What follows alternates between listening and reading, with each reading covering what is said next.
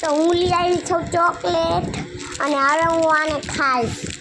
જો આને હું તોડું છું, તૂટતી નથી. તૂટી ગયો પણ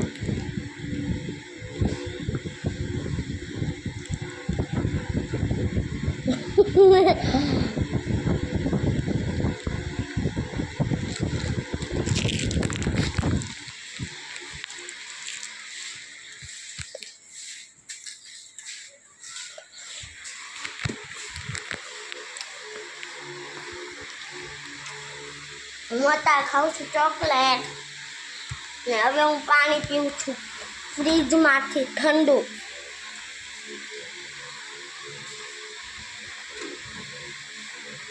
અત્યારે હજી એક શીશા પણ ઠંડા નથી થયા તો આપણે 9નું પી લઈએ.